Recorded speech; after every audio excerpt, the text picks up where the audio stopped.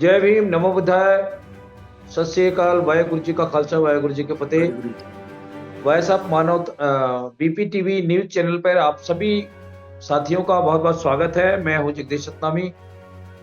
जैसा कि आप सब लोगों को मालूम है कि वामसिप इंसाफ संगठन के द्वारा आज की जो भारत राष्ट्र पब्लिकेशन ट्रस्ट चिंतन संगोष्ठी मरण के संदर्भ में हमारे साथ इंसाफ और वामसिप के वरिष्ठ पदाधिकारी कर जुड़े हुए हैं, और आज की विषय पर प्रजातंत्र के लिए धर्म राजनीति एक खतरा, इस विषय पर आज संगोष्ठी के माध्यम से परिचर्चा है।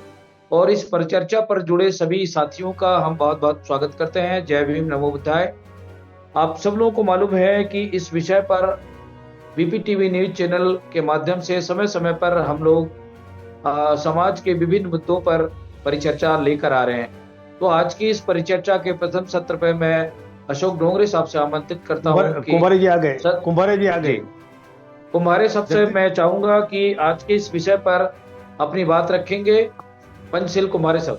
आज के जूम मीटिंग में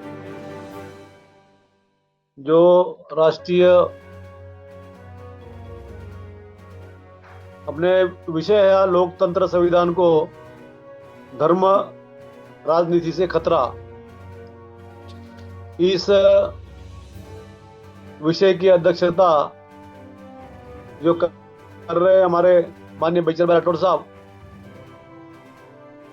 और सूत्र संचालन हमारे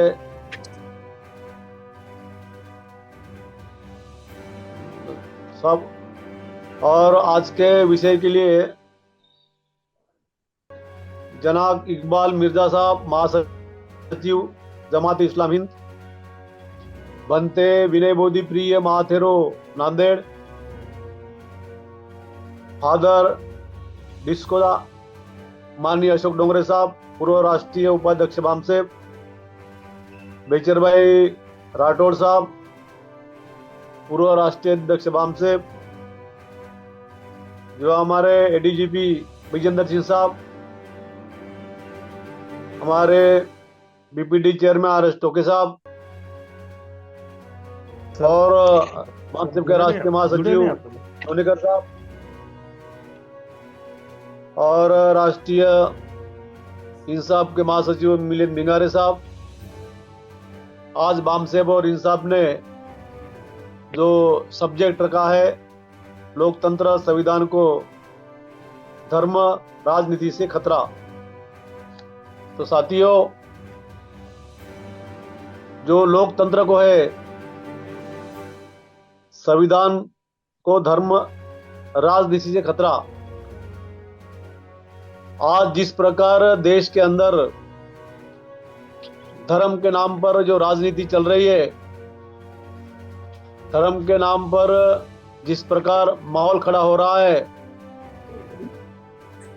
जो करना नहीं चाहिए वो आज हो रहा है। जो आज हमारे देश के जो सर्वोच्च पद पर बैठे हुए हमारे पंतप्रधान साहब, जो आज अनेक मंदिरों में जाकर पूजा अर्चा ना चल रहा है। बाकी साथियों से आग्रह है कि अपनी आवाज को म्यूट रखें, इम्यूट रखें कृपया। आवाज आ रहा साहब मेरा? जी, आपकी आवाज अच्छी है, आप आप बोले। चालू रखो, आप चालू रखो। तो आज जिस प्रकार देश के अंदर धर्म के नाम पर जो नंगा नाच चल रहा है, ये लोकतंत्र के लिए खतरा है।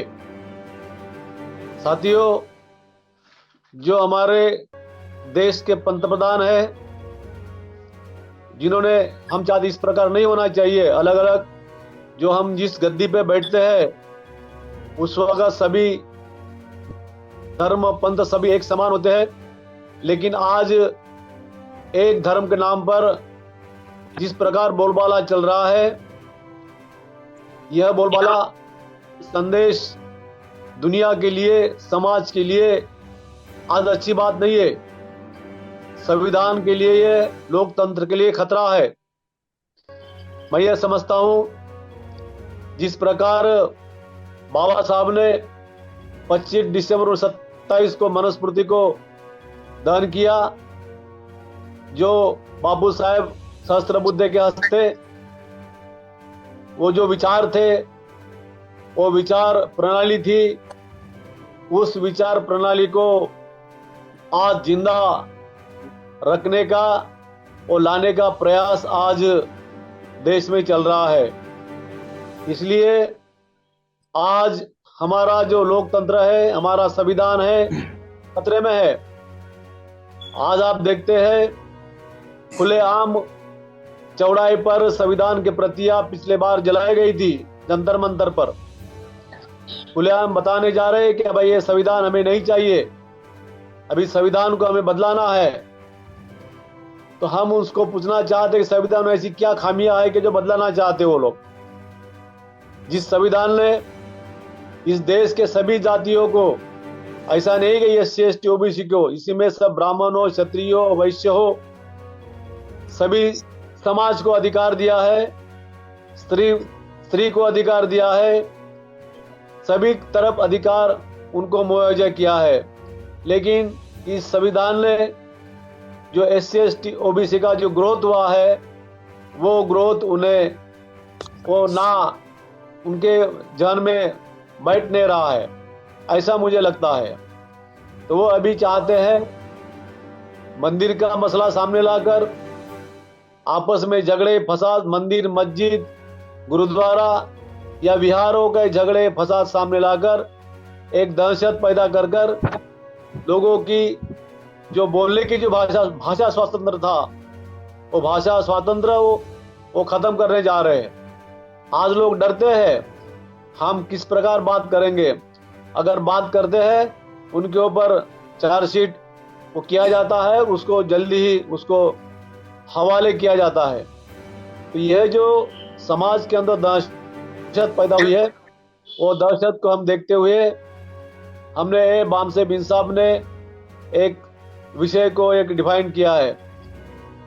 तो समय समय पर बामसेब 1978 से लेकर आज तक जो देश की परिस्थितियों को मद्देनजर रखते हुए वो सब्जेक्ट को डिफाइन करते हैं और समाज के अंदर लेके जाते हैं। जो समाज हमारा बहुजन समाज जो आज जिस प्रकार मतलब पड़ा है, जिस प्रकार उनके अंदर जो दहशत फैली हुई है, दहशत को बाहर निकालने के लिए और उनको एक भाईचारा उसके अंदर पैदा करने के लिए बामसेब सतत कार्यरत रहती है। आप देखते हैं जिस प्रकार रिजर्वेशन खत्म किया जा रहा, जो गवर्नमेंट सेक्टर उसमें प्राइवेटीकरण किया जा रहा, में टोटली जो SC ST का जो रिजर्वेशन है कंप्लीटली समाप्त किया जा रहा। और साथियों, जो धर्म के नाम पर जिस पर माहौल खड़ा किया जा रहा, ये हमारे लिए हमारे सामने एक चुनौती है। वो चाहते हैं कि देश के अंदर राम राज है, उनको बाबा साहब का संविधान का वो राज नहीं चाहिए, ऐसा हमें लगता है। उनको राज ये चाहिए हम जो बोले ऐसा ही हो, जो मनुष्य का राज चाहिए। तो साथियों, ये हम कामयाब नहीं होने देंगे। हम संगठन के माध्यम से समाज के अंदर जन जागृति करेंगे और उसका जो कामयाब करने के लिए जो प्रयास कर रहे वो सफल होने नहीं देंगे। हम संगठन के माध्यम से समाज में जागृति लाएंगे और उस मंशा को वही हम दफना देंगे। यही हम उम्मीद के साथ मैं अपने विचार यही विराम देता हूं। धन्यवाद। जय भीम, जय भारत। शुक्रिया पंचल कुमारे साहब। आप अगली वक्तव्य रखने के लिए पूर्व ADG विजेंद्र सिंह साहब से आग्रह करता हूं कि वो आज के इस विषय पर अपनी बात रखेंगे। विजेंद्र सिंह साहब। बहुत बहुत धन्यवाद जगदीश जी। भारत राष्ट्र पब्लिकेशन ने आज जो ये संगोष्ठी रखी है, बड़े महत्वपूर्ण विषय पर रखी है। और आज ये जो कल एक ऐतिहासिक दिन होगा जबकि रामलला का जो मंदिर का जो चल रहा था कार्यक्रम, उसकी प्राण प्रतिष्ठा होगी और पूरे राष्ट्रीय स्तर पर इसको एक बहुत बड़े त्योहार के रूप में मनाया जा रहा है। जो पार्लियामेंट पूजा पाठ के साथ नई पार्लियामेंट शुरू हुई थी, अब वो सीन शिफ्ट हो गया है अयोध्या में। अब हमारे लोगों को ये खतरा हो रहा है कि वो लोग जो कि हिंदू राज लाना चाहते थे, और हिंदू राज का मतलब हमारे लोगों के लिए मनुवाद या जातिवाद या जातिवाद या वही माना जाता है जिसमें कि विषमताएं, जातिगत सांप्रदायिकता की बीमारी लगी हुई है। इसलिए हम लोगों को चिंतित होना, इस देश के किसान मजदूरों का चिंतित होना स्वाभाविक बात है। तो जिन लोगों ने ये समस्या जो शुरू हुई, ये 80 के दशक में शुरू हुई, और जो मूल समस्या थी किसान मजदूर की, वो थी सामाजिक न्याय। सभी जानते हैं 80 दिसंबर 31 को मंडल कमीशन की रिपोर्ट आई थी, और अगले दिन गांधी जी के गुजरात में दलितों के खिलाफ दंगे शुरू हो गए, और ये झूठा प्रचार कराया गया था कि अभी तक इन्हें 25% मिला हुआ है SC ST को, अब सरकार और देने जा रही है। और पिछड़ों के अशिक्षा का, गरीबी का, अशिक्षा का फायदा उठा करके उनको भड़काया गया, और वही लोग रेल की पटरियां उखाड़ रहे थे। मैं एक जिले में उस वक्त SP हुआ करता था, मैंने स्वयं देखा इस बात को कि सबसे आगे वो पिछड़े लोग ही थे जिनके लिए सामाजिक न्याय की बात हो रही थी। तो इससे ये पता चला कि ये जो वामसेफ का बहुत बड़ा चैलेंज था, चुनौती थी कि अपने लोगों में जागृति पैदा की जाए। मान्यवर काशीराम ने जो जिम्मेदारी अपने सिर पर ली थी पहले, और इस आंदोलन को आगे बढ़ाया था, जिसको कि कभी रिपब्लिकन पार्टी ने आगे उठाया था, बाबा साहब के मिशन को, इसको ये उम्मीद की जा रही थी कि हम चैलेंज को स्वीकार करेंगे और हम मुकाबला करेंगे इनका। लेकिन हम ये लोग भूल गए कि वो कम से कम RSS की जो स्थापना हुई थी 1925 में हुई थी, उनके 100 साल पूरे होने जा रहे हैं। वो अपने योजनाबद्ध तरीके से हिंदू राष्ट्र का जो उनका सपना है, उसके लिए वो उन्होंने एक सांस्कृतिक आंदोलन, राजनीतिक आंदोलन और आर्थिक आंदोलन, हर क्षेत्र में उन्होंने अपना योजनाबद्ध तरीके से अपना काम किया हुआ है। और बताते तो ये हैं कि उनकी कैडर की स्ट्रेंथ 1.5 करोड़ है। तो मान्यवर काशीराम ने उस वक्त ये कहा था कि ये जो हमारा गुरु की किल्ली है राजनीतिक सत्ता, हम राजनीतिक सत्ता हासिल करेंगे, और बिना उसके समस्या का समाधान नहीं होगा, इसमें कोई शक नहीं है। और उन्होंने 2 बातें और उठाई कि ये जो हमारा सामाजिक न्याय के जो दुश्मन है, ये मनुवाद है, और इस मनुवाद की 2 ही पार्टियां हैं। ये बात उन्होंने कही थी उस वक्त, ये कांग्रेस और भाजपा ने काम अपना बांट रखा है, एक AT में, एक BT में, एक नागनाथ है, एक सांपनाथ है, ऐसा ही मेरे ख्याल से हम लोगों ने सुना था ये बात। तो ये लोगों को जागृत करने का काम दिया था, तो ये बात तो बहुत अच्छा काम किया था। लेकिन आगे चल करके हमको UP में देखने को मिला कि सत्ता के लालच में उन्हीं लोगों ने समझौता किया, और कंपटीशन चल गया कि एक तरह से उसे कांग्रेस और भाजपा का एक मिक्सचर जैसे बना दिया, वाटरबरी कंपाउंड। वो वाटरबरी कंपाउंड बनकर के वाम से भारतीय बसपा उभरी, और जो बसपा दावा करती थी बहुजन पार्टी का, वो सर्वजन पार्टी देखते देखते हो गई। और इतना ही नहीं हुआ, वो परशुराम की मूर्ति अगर एक तरफ दलित 22 फीट, बसपा 22 फीट ऊंची लगाने की बात करने लगे, तो मुलायम सिंह जी की पार्टी समाजवादी वो 72 फीट की मूर्ति लगाने लगी। और ये समझ में नहीं आ रहा था कि कोई विचारधारा जैसी कोई चीज भी है, या ये सब वोटों की राजनीति हो रही है। हमने अपने लोगों को ही तो कहीं सामान तो नहीं समझ लिया राजनीति का, ये वोट बैंक हमने बना रखा है। और इसका सबसे बड़ा सबूत जब मिला, जबकि पार्लियामेंट में सवर्णों के नाम से गरीबी हटाओ योजना जैसे हो, उनको आरक्षण दिया गया, और आपके बाबा साहब अम्बेडकर ने जो मेहनत करके आरक्षण लिया था, 131 मेंबर ऑफ पार्लियामेंट में एक ने भी उसके खिलाफ कोई भी नहीं बोला। ओवैसी साहब बोले, कोई एक बिहार के लोग बोले, ऐसा बताते हैं लोग। तो ये इसका मतलब है कि सबके सब एक साथ गड़बड़ नहीं हो सकते, बड़ी गंभीर समस्या है, और इसके ऐतिहासिक में जाना ही पड़ेगा। बाबा साहब ने ये कहा था कि देखिए, जो इतिहास को नहीं समझते वो इतिहास उनको रद्दी की टोकरी में फेंक देता है। और दूसरी बात उन्होंने बहुत स्पष्ट कही थी कि इस देश के मजदूर किसानों के दो ही दुश्मन हैं, एक जातिवाद जिसे ब्राह्मणवाद भी कहते हैं आप, आजकल उसे हिंदुत्व कह रहे हैं, हिंदू राज उसी का नाम दूसरा नाम है, और दूसरा पूंजीवाद। ये दोनों मिलकर के समाज के किसान मजदूरों का शोषण करते हैं और उनके दुर्गति का मुख्य कारण है। तो ये सोचा ये गया था कि हम SC ST माइनॉरिटी बैकवर्ड जो करीब 90% हैं उनमें हम एकता लाएंगे, जागृति पैदा करेंगे, मगर ऐसा कुछ नहीं हुआ। और आज ये देखने को मिल रहा है कि जब 2024 के चुनाव की तैयारियां हो रही हैं तो जिन लोगों को धर्म की राजनीति करनी है वो बड़े योजनाबद्ध तरीके से लगे हुए हैं। सन 80 में आपने ये देखा था, 80 के दशक में जब ये समस्या हुई तो हमको जागृत हो जाना चाहिए था उस वक्त। हम जागृत भी हुए, लेकिन हम लोगों ने राजनीतिक सत्ता को सांस्कृतिक आंदोलन को प्राथमिकता देने से ज्यादा हमने राजनीति को प्राथमिकता दी। मेरे ख्याल से इसमें भी कोई गलत नहीं था, लेकिन हमने सत्ता प्राप्त करने के लिए उसी हिंदुत्ववादी ताकतों के सामने हम उनके चरणों में गिर पड़े। और नतीजा ये है कि आज उसकी बसपा की सिर्फ एक MLA की सीट यूपी में कम से कम इस बात के लिए रह गई है कि अभी वो जिंदा है। और जब वो भी आदमी जब हाथ उठाता है तो हाथ में कलावे इतने बंधे होंगे, हिंदू उसके जातिवादी जो लोग बांधते हैं रक्षा कवच, तो इससे ये पता चलता है कि अब विचारधारा जैसी कोई चीज बची नहीं है। आज वाम साहब के सामने बहुत बड़ी चुनौती है ये।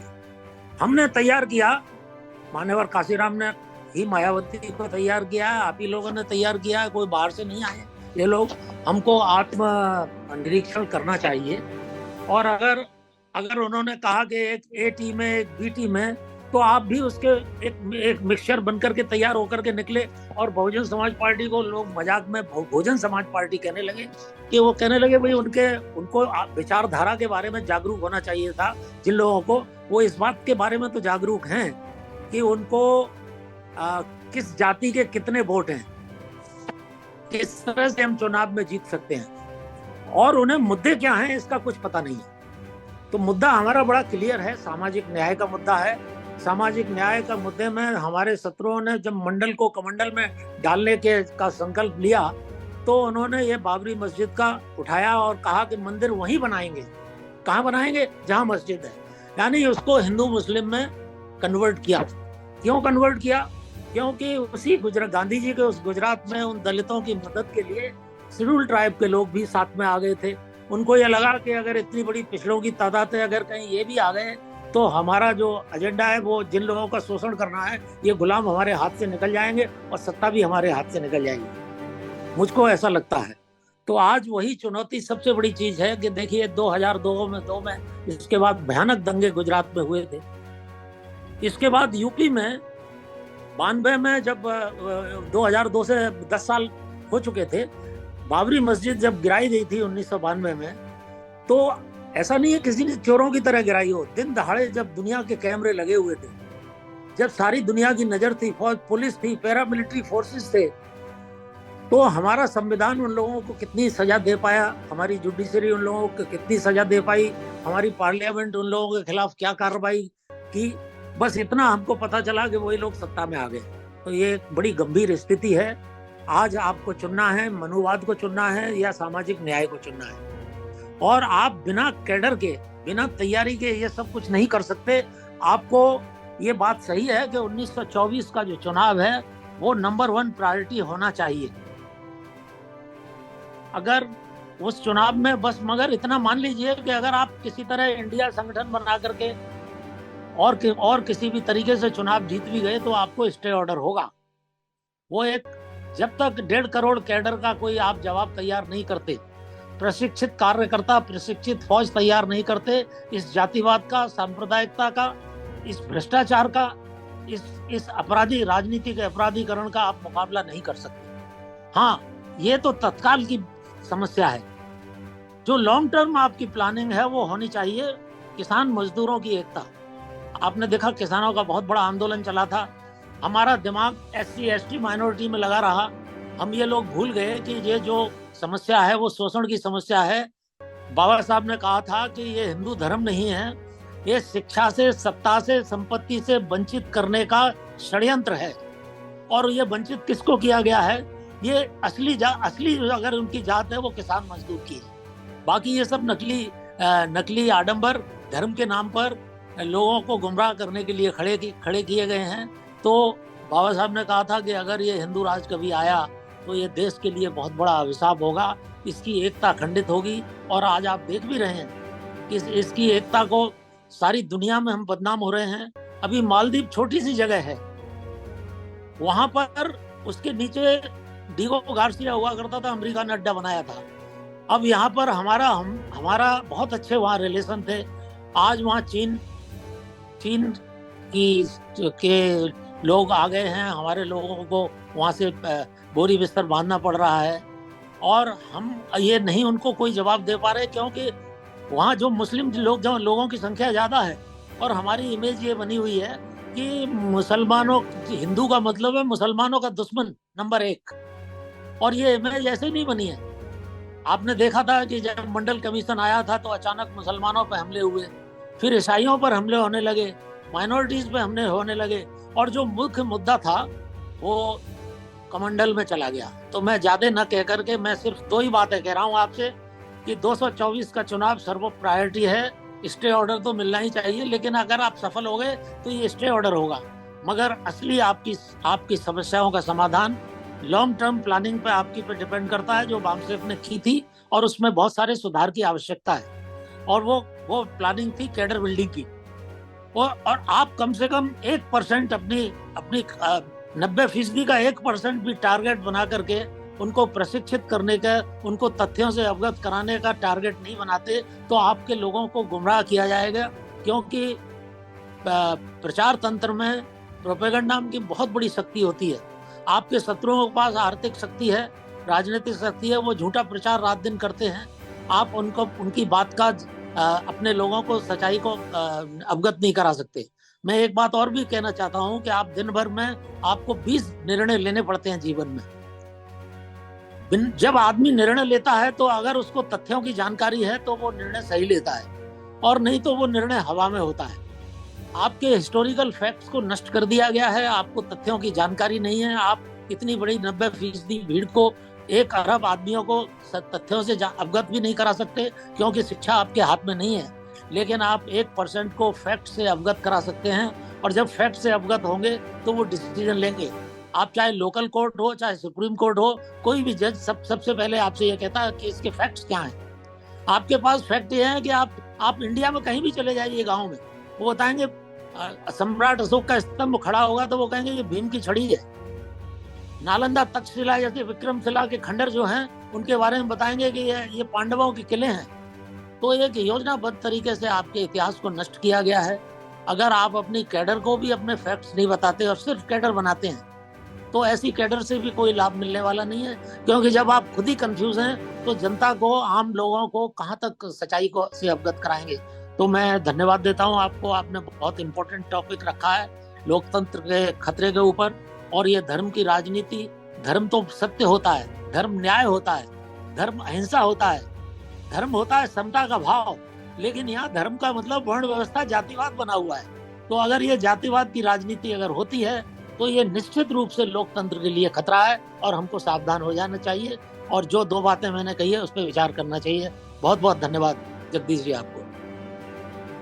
बहुत बहुत शुक्रिया विजेंद्र सिंह साहब। मैं पूज्य भंते विनय बोधि प्रिय नादेड़ से उन्हें आमंत्रित करता हूं कि वो अपनी बात रखेंगे आज की इस विषय पर। जगदीश जी बहुत बहुत धन्यवाद। बामसेफ और इंसाफ ने आज की जो चर्चा गोष्ठी रखी है उसके लिए मैं उनको धन्यवाद करता हूं। और ये जूम मीटिंग में जितने भी महानुभाव जुड़े हैं उन सबका भी मैं अभिवादन करता हूं।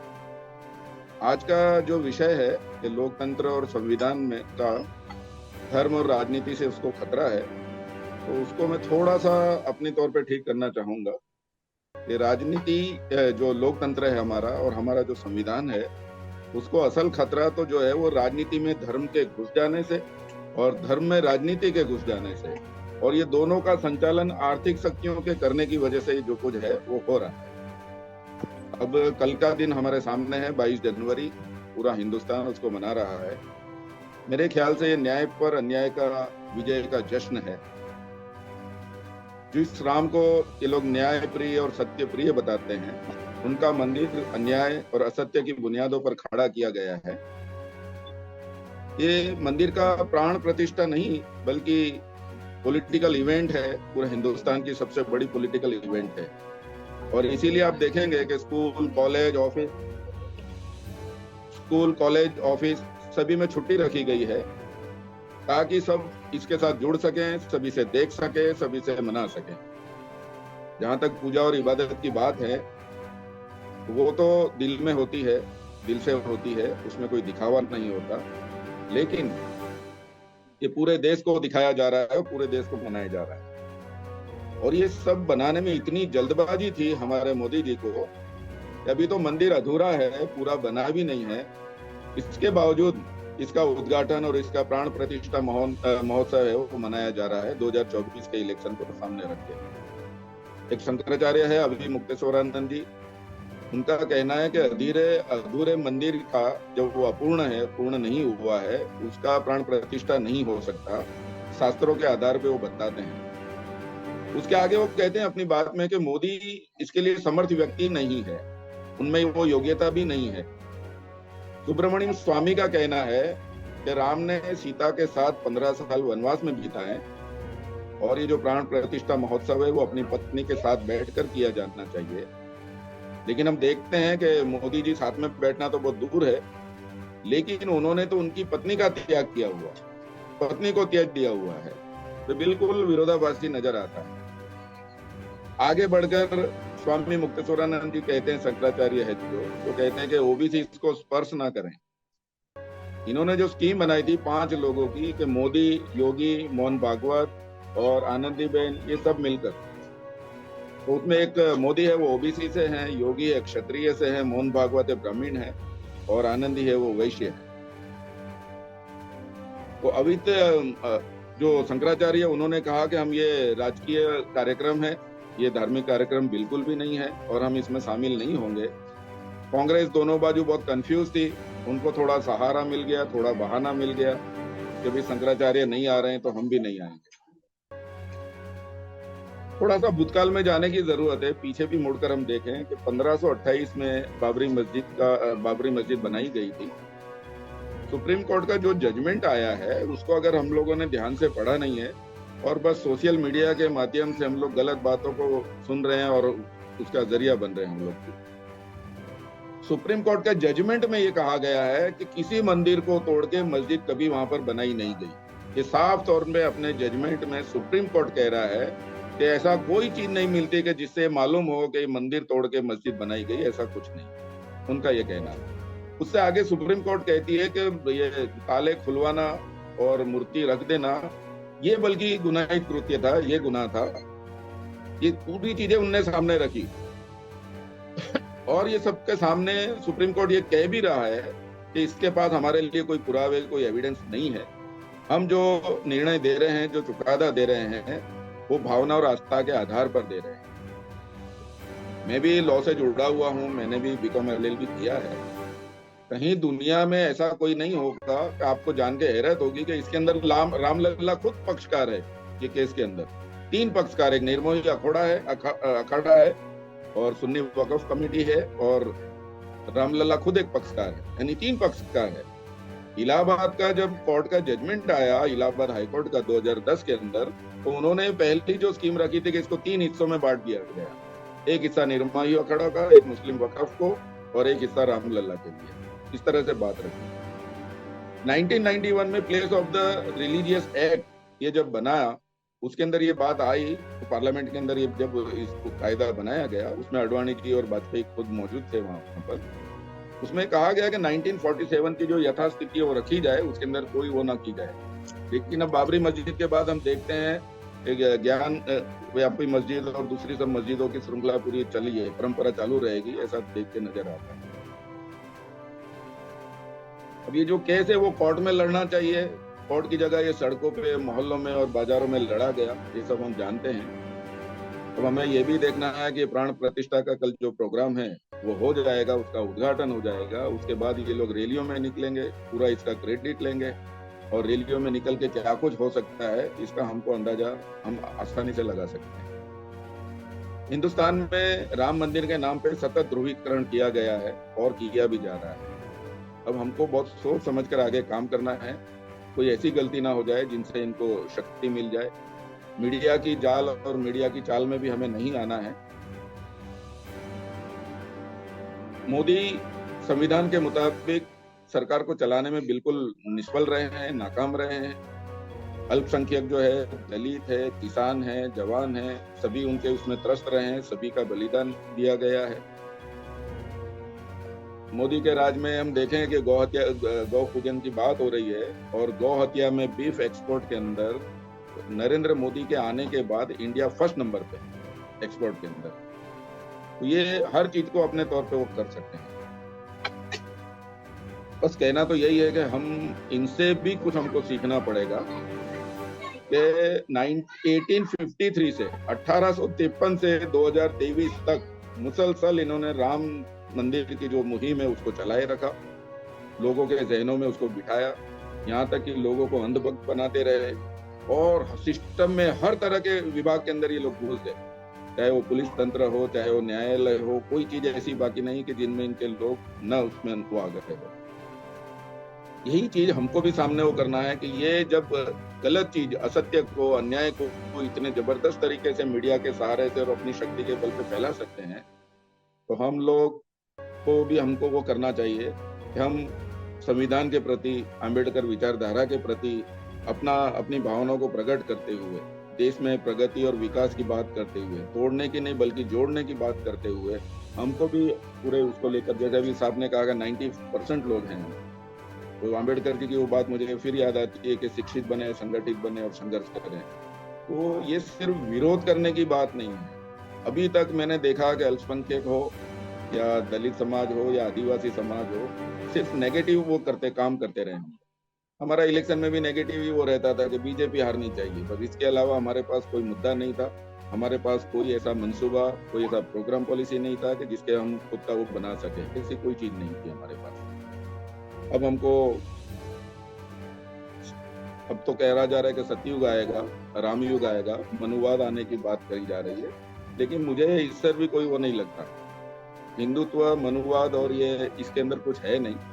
इनके पास ना ही कोई ब्लूप्रिंट है, ना ही सरकार चलाने का कोई इनके पास अनुभव है, ना ही इनके पास कोई ऐसी चीज है। बस हम लोग अब सिर्फ बातें ना करके, मैंने पहले भी मेरा एक विचार रखा था कि संविधान को मानने वाले आज भी बहुत सारे लोग हैं। हम सब मिलकर अगर पूरे हर स्टेट के अंदर, जमात इस्लामी का भी एक अच्छा वो है, तो जो लोग भी संविधान के प्रति बिल्कुल वो है, उन सब को मिलकर संविधान के लिए एक बड़ी रैली का आयोजन करने की जरूरत है। रैली नहीं बल्कि महारैली करने का आयोजन करना चाहिए और सभी स्टेट में एक ही दिन, एक साथ अगर निकलें, ऐसा कुछ बड़ा करना पड़ेगा, आउट ऑफ बॉक्स जाके ऐसा कुछ करना पड़ेगा ताकि हम लोगों को झंझोड़ सके, लोगों को बाहर रोड पर लाने पर मजबूर कर सके। ऐसा कुछ हमको काम करने की जरूरत है, वरना मुझे तो आगे बिल्कुल अंधेरा दिखाई देता है।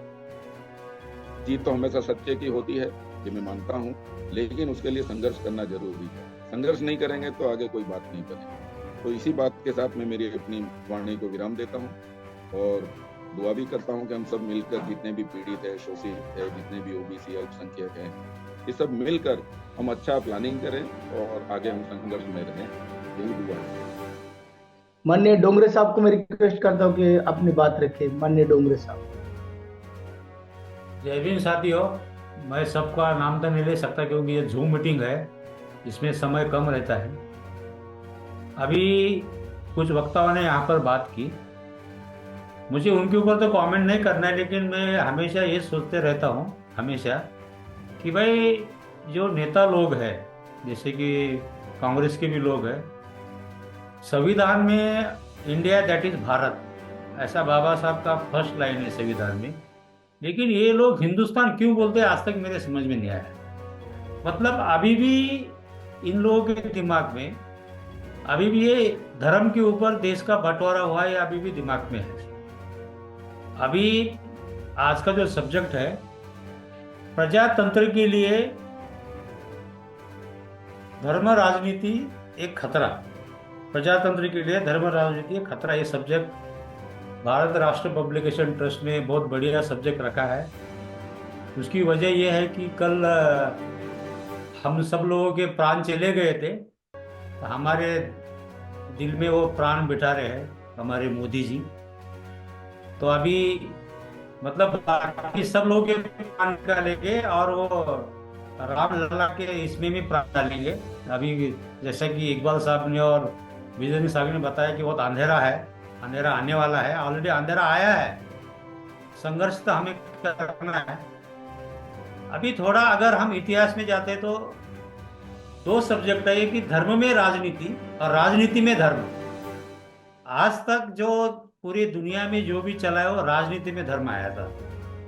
जैसे कि हमारे देश में आज तक जो भी जितने भी बीजेपी के पहले जो लोग भी हमारे सत्ता में थे, उन्होंने राजनीति में धर्म, जात, वंश भेद ये सब लाया और उन्होंने आज तक राज किया। अभी की जो सरकार है, मोदी के पंतप्रधान के जो हेड है, उनके माध्यम से उन्होंने तो दोनों भी चीज अपनाई है कि राजनीति में धर्म और धर्म में भी राजनीति। अभी इससे जो खतरा है प्रजातंत्र को, वो तो मैं बुलेटेड पॉइंट में बताऊंगा आपको। लेकिन अगर हम इतिहास में थोड़ा अगर जाते हैं, जैसे कि जीसस क्राइस्ट को क्रूसिफाई करने के बाद रोमन एम्पायर ने उनको क्रूसिफाई किया था और सेंट पॉल ने एक शपथ ली थी कि जो साम्राज्य ने हमारे मसीहा को मारा है, वही राज्य में मैं जाके इनके धर्म का प्रचार करूंगा। तो वो सेंट पॉल जब रोमन चले गए और उन्होंने सबसे पहले एक महिला को क्रिश्चियन बनाया था दुनिया में। पहली महिला वो क्रिश्चियन कन्वर्ट हुई थी जो रोम की थी। उसके बाद में धीरे धीरे उनका धर्म बढ़ते गया और ईस्वी सन 311 में जो कॉन्स्टेंटाइन नाम का जो उनका जो सम्राट था, जिन्होंने कॉन्स्टेंटिनोपल नाम का शहर, जिसको अभी इस्तांबुल नाम से जाना जाता है, वो उन्होंने बसाया था। वो कॉन्स्टेंटाइन, वो जो राजा था, उन्होंने क्रिश्चियनिटी को, क्रिश्चियन धर्म को स्टेट रिलीजन करके उन्होंने उसको मान्यता दे दी।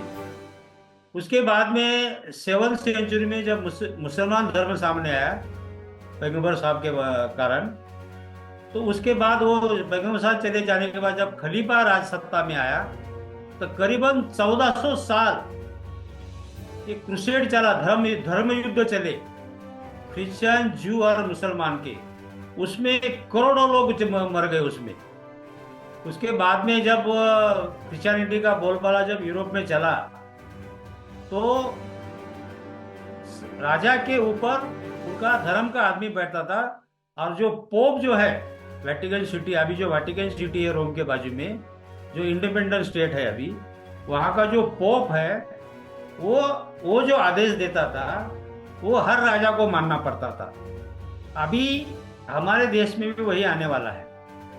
अभी जब हम बाबा साहब ने कुछ धर्म के बारे में कुछ नैतिकता की बातें हमको बताई है, मैं आपको थोड़ा सा उनको 4 पॉइंट उन्होंने धर्म के बारे में बताया है।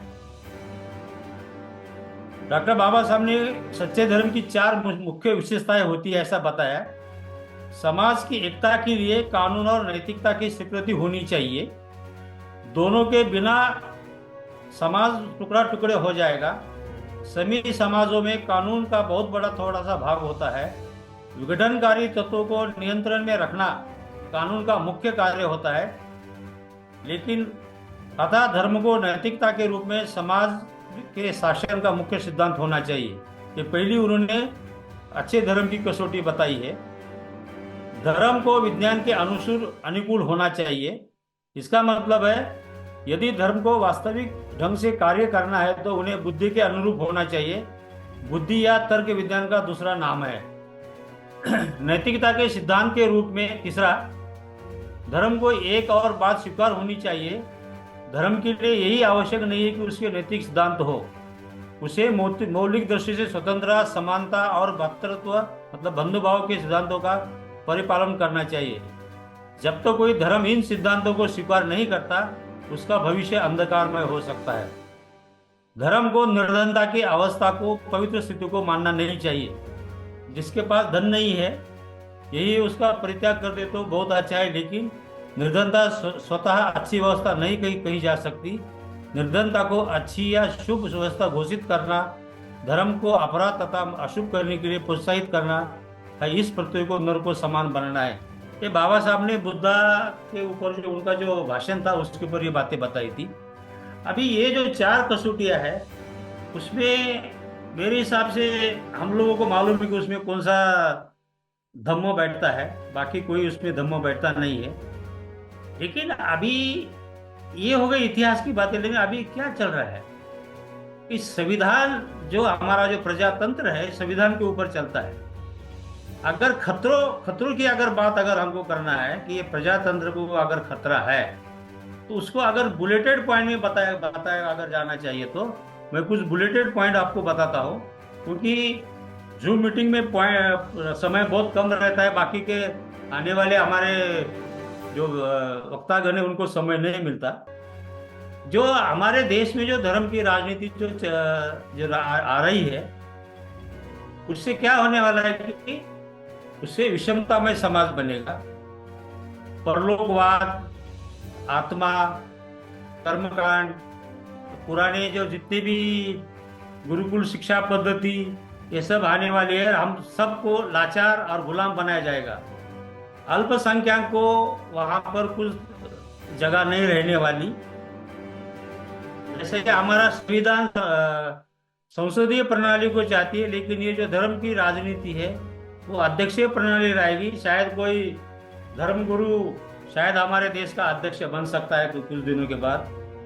यहाँ पर जो कुछ जो उच्च वर्ण के जो लोग हैं, जैसे कि ब्राह्मण है, सिर्फ उनके लिए काम किया जा रहा है कि उसके लिए यहाँ के जो वैश्य और जो क्षत्रिय लोग हैं सब ब्राह्मण के लिए काम कर रहे हैं। और उसके कारण जो पूंजीवाद, लिबरलाइजेशन, प्राइवेटाइजेशन और ग्लोबलाइजेशन, उसको जो हालांकि ये जो तीनों बातें हैं हमारे संविधान में नहीं है। संविधान की धज्जियां उड़ाकर ये तीनों बातें 1991 से कांग्रेस के राज से हमारे देश में लाई जा रही है। बेरोजगारी बढ़ाई जा रही है। बेरोजगारी बढ़ाने से लोगों को काम धंधा नहीं रहता, उनका शैतान का दिमाग रहता है। जब काम नहीं है तो उनको धर्म के काम पे जुड़ाया जाता है और बाद में हमारे सब के ऊपर के धर्म लादते जा रहे हैं। इसके बाद में शायद हमको अगर बामसेप को अगर हम लोग अभी से अगर हम कुछ नहीं किया, अभी अगर हम संघर्ष नहीं किया, तो हम आगे वाले पीढ़ी को हम गुलाम बनाएंगे, ऐसा हमारे ऊपर सिक्का लग जाएगा। इसलिए अभी हमको इमीडिएट हमारी सबसे पहले के जैसे हमारे बिजली साहब ने बताया, हमको केडर बेस हमारे कार्यकर्ता ज़्यादा बढ़ने चाहिए और ज़्यादा बढ़ने उसके लिए बामसेप और इंसाफ को अगर इसके ऊपर ज़्यादा तरीके से काम किया, भाषण करने के बजाय हमारे जो वरिष्ठ कार्यकर्ता है बामसेप के और इंसाफ को, उनको घर से बाहर निकलकर आगे बाहर घूमकर कार्यकर्ता इनरोल करना चाहिए, उनको ट्रेन करना चाहिए, उनके कैडर कैंप लेना चाहिए। सिर्फ भाषण करके सिर्फ हम एक दूसरे को विचार आदान प्रदान करके हमारे आने वाला जो खतरा है वो टल नहीं सकता। हमको बहुत ज़्यादा जैसे कि उन्होंने सिंह साहब ने जैसे 1.5 करोड़ कैडर बेस कार्यकर्ता बनाया है, शायद हमको उससे भी ज़्यादा लोग लगेंगे। नहीं तो 2024 का इलेक्शन होने के बाद में ये देश में पूरा अंधेरा छा जाएगा और हम वापस जो बाबा साहब ने जो काउंटर रिवॉल्यूशन जो बताई थी, वो काउंटर रिवॉल्यूशन ऑलरेडी शुरू हुई है। वो काउंटर रिवॉल्यूशन अगर हमको उससे अगर हमको बचना है तो बामसेप और इंसाफ को बहुत जोर से काम करना पड़ेगा। इतना बोल के मुझे बोलने का मौका दिया, इसलिए मैं आयोजक को मैं धन्यवाद देता हूँ। जय भीम। धन्यवाद डोंगरे साहब। माननीय डोंगरे साहब ने यहाँ बहुत बड़ी बातें रखी है। मैं इसके बाद माननीय राणे साहब, गौतम राणे साहब, इनको मैं रिक्वेस्ट करता हूँ कि कृपया अपनी बात रखिए। माननीय राणे साहब।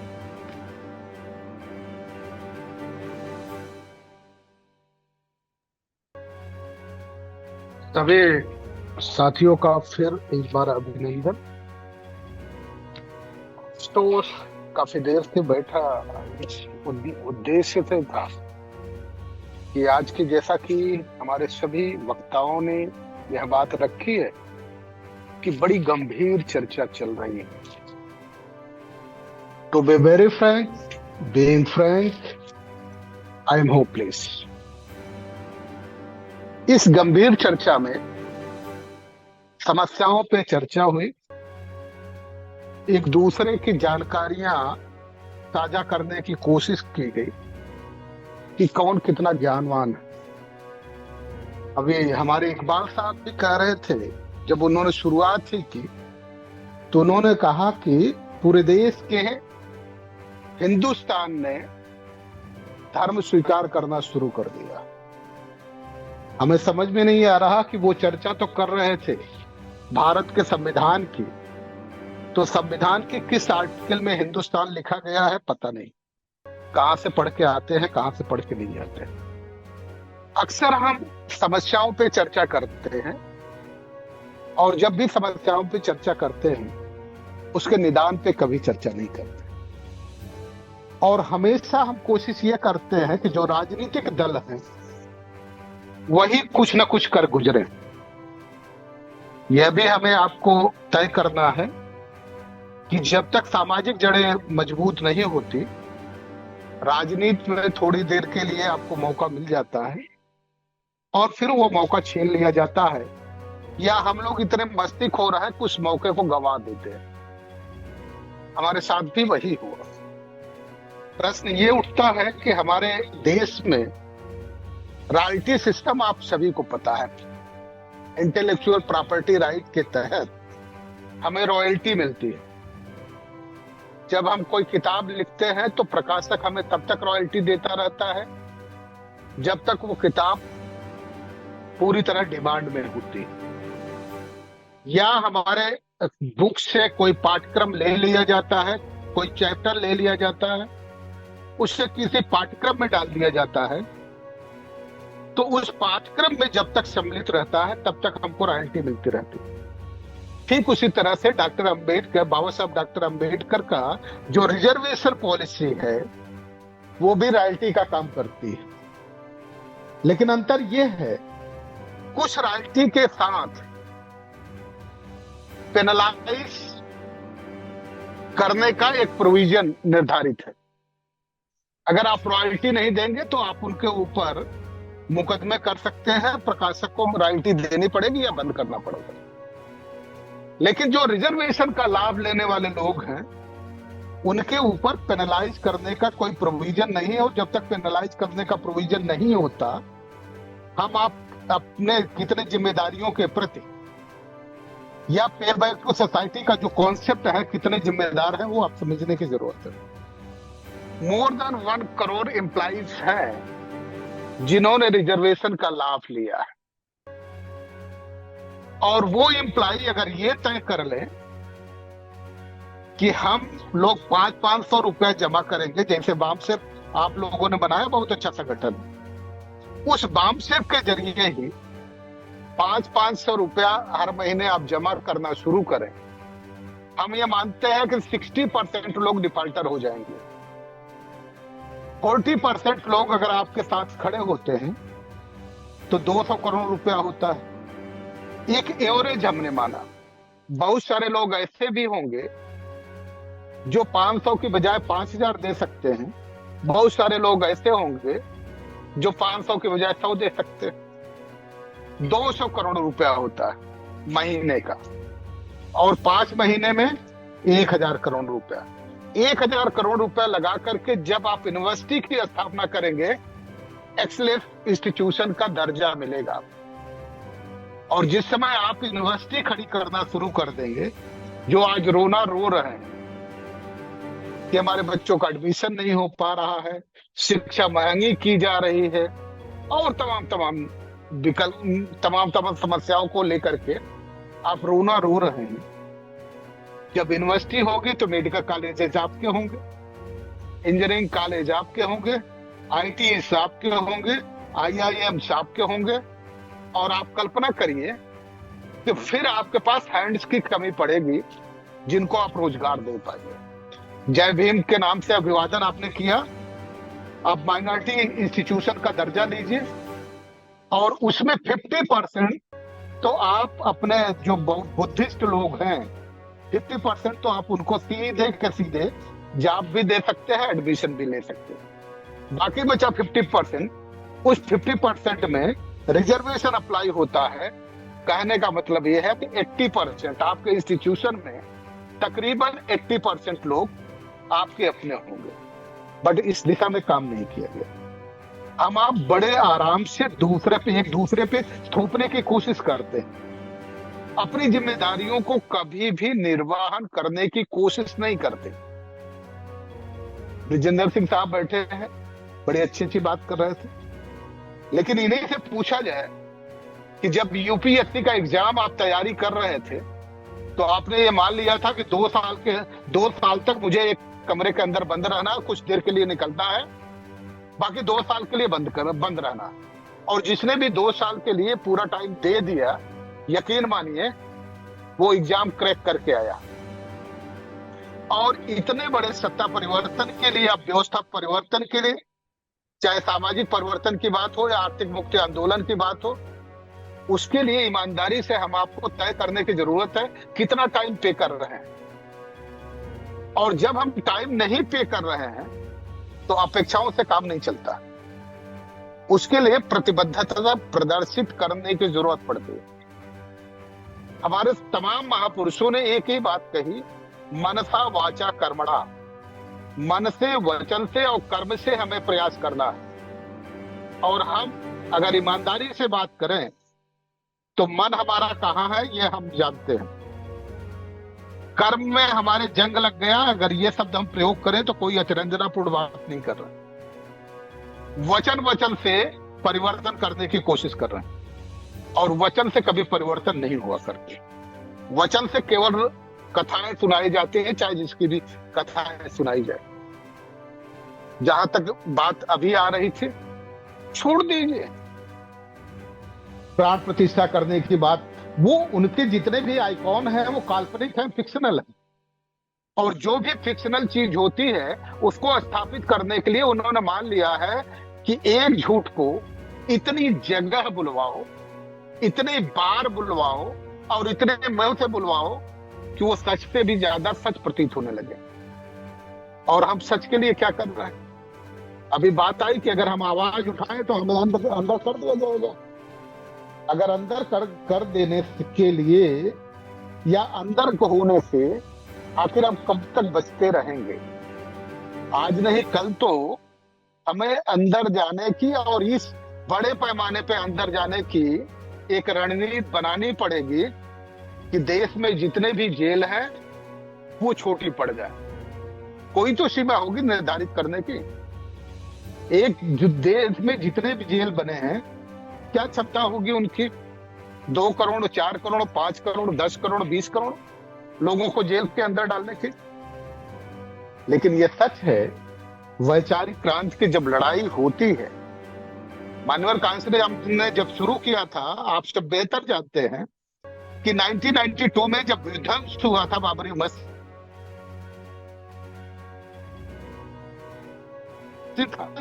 में, पार्टियों को जिसने विध्वंस किया उसे मजबूत करता है, निर्माण कभी मजबूत नहीं करता। और ऐसे विध्वंस की स्थिति में मानवर कांसीराम जी ने वह साहस प्रदर्शित किया जब यह नारा बुलंद किया, मिले मुलायम कांसीराम, हवा मुड़ गए जय श्री राम। जबकि उस समय विध्वंस हुआ था, उसका लाभ मिल सकता था। बीजेपी का फुल फॉर्म क्या आप लोग जानते हैं? हमें नहीं मालूम, लेकिन हमें जो उसके चरित्र से मिलता है फुल फॉर्म, वो प्रमाणित करता है भ्रष्टाचार जननी पार्टी। भ्रष्टाचार करना उनका काम है। लेकिन सबसे बड़ा बात देखा जाए तो हमारे देश में हर बात अंगुली ये उठती है कि जो डेमोक्रेट्स है, राजनेता है, वह बेईमान है। लेकिन मैं दूसरी बात दावे के साथ कह सकता हूं, राजनेता में इतनी हैसियत ही नहीं, इतनी सलाहियत ही नहीं कि वह बेईमान हो सके। किसी राजनेता के सिग्नेचर से कोई चेक नहीं पास होता, कोई राजनेता के सिग्नेचर से जीओ नहीं पास होता, किसी राजनेता के सिग्नेचर से एमयू साइन नहीं होते। एमयू साइन कौन करता है? ब्यूरोक्रेट। टेंडर पास कौन करता है? ब्यूरोक्रेट। जीओ पे सिग्नेचर किसके होते हैं? ब्यूरोक्रेट के। रूल एंड रेगुलेशन का अनुपालन करने की जिम्मेदारी किसकी है? ब्यूरोक्रेट की। आज तक हम ये कहने में शर्म करते हैं कि ब्यूरोक्रेट भ्रष्ट है और अपनी भ्रष्टता को अपने ऊपर दामन न लगे, इसलिए पॉलिटिशियन को बड़े प्यार से बेईमान बना दिया। हर मेंबर ऑफ पार्लियामेंट है, उसको local development area local development के लिए 5 करोड़ रुपए मिलते हैं। एमएलए को लोकल एरिया डेवलपमेंट के लिए 3 करोड़ रुपए मिलते हैं। यूपी का उदाहरण लेके अब चलते हैं। और जब भी कभी वो डिस्ट्रिक्ट मजिस्ट्रेट के पास जाएगा, सीडीओ के पास अगर कोई आदमी काम लेके गया, तो सीडीओ कहता है कि आपके एमपी साहब को, आपके एमएलए साहब को डेवलप कराने के लिए, क्षेत्र का डेवलपमेंट के लिए पैसा मिलता है। कितना? 1 करोड़, 3 करोड़ एमएलए को, 5 करोड़ मेंबर ऑफ पार्लियामेंट को। और अगर वो 5 करोड़ रुपया लगा करके केवल हैंडपंप लगाना चाहे एक ब्लॉक में, तो हैंडपंप नहीं लगा सकते। उत्तर प्रदेश का कोई ऐसा डिस्ट्रिक्ट नहीं है जहां 300 करोड़ रुपए का बजट ना हो उस डिस्ट्रिक्ट में। ऐसी स्थिति में मेंबर ऑफ पार्लियामेंट की सीट 1 होगी, 1.5 होगी ज्यादा से ज्यादा। एमएलए सीट मैक्सिमम 9 सीट होगी उस जिले में। 9 त्रिक 27 करोड़ रुपया मान लें। मेंबर ऑफ पार्लियामेंट की 2 सीट मान ले तो 10 करोड़ रुपए हो गए, 37 करोड़ रुपया मान ले। 37 करोड़ रुपए में डेवलपमेंट के लिए वो उठा करके बताता है कि अपने मेंबर ऑफ पार्लियामेंट से मिलिए, अपने एमएलए से मिलिए, वो डेवलपमेंट करेंगे। और 300 करोड़ रुपए का जो उसके पास बजट है, कभी चर्चा नहीं करता। ठीक उसी तरह इस बात को समझने की जरूरत है कि जो एमपीज को और एमएलए को लोकल डेवलपमेंट के नाम पे फंड दिए जाते हैं, उसको बंद किया जाना चाहिए। खास तौर से डिस्ट्रिक्ट मजिस्ट्रेट के पास जो 300-350 करोड़ का बजट होता है, उस बजट की जो कमेटी बनेगी, जो सीनियर मेंबर ऑफ पार्लियामेंट होगा उसको चेयर करेगा और सबकी सहमति से वो डेवलपमेंट काम होंगे। अगर कोई ब्यूरोक्रेट डिस्ट्रिक्ट मजिस्ट्रेट ये कह दे कि ये रूल और रेगुलेशन के तहत नहीं है, या हम नहीं इसको फॉलो करने जा रहे हैं, तो ज्यादा से ज्यादा सरकार के पास इतना अधिकार है कि उसका ट्रांसफर कर सकते हैं।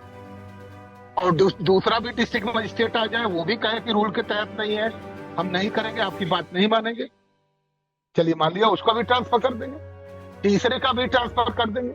और सभी ब्यूरोक्रेट ने यह कह दिया कि वो अपनी आस्था प्रकट करेंगे संविधान के प्रति, सरकार के प्रति नहीं। तो सरकार क्या करेगी? आज बार बार यह बात उठती है कि ईवीएम से बड़ा घोटाला हो रहा, मानता हूं मैं, ईवीएम से बड़ा घोटाला होता, उस पर एक तरह से हमने पीएचडी कर रखी है कि ईवीएम से कैसे कैसे घोटाले होते हैं। लेकिन अगर डिस्ट्रिक्ट मजिस्ट्रेट न चाहे, जो आरओ होता है, अगर आरओ न चाहे तो ईवीएम से घोटाला हो सकता है क्या?